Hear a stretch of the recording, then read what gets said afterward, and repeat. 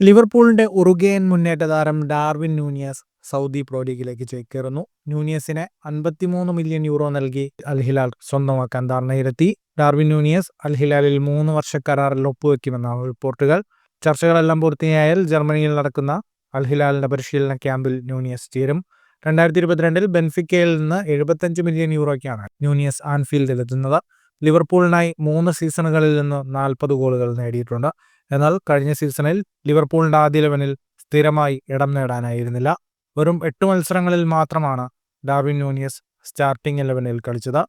പെനറോളിന്റെ youth അക്കാഡമിയിലൂടെയാണ് നൂനിയസ് professional ഫുട്ബോളിലേക്ക് എത്തുന്നത്. 2017 first ടീമിലേക്ക് സ്ഥാനക്കയറ്റം ലഭിച്ചു. തുടർന്ന് 2019 ക്ലബ് റെക്കോർഡ് തുകയ്ക്ക് അൽമെരിയയിൽ ചേർന്നു. 2020 പോർച്ചുഗീസ് ക്ലബ് ബെൻഫിക്കയിലേക്ക് എത്തുന്നു.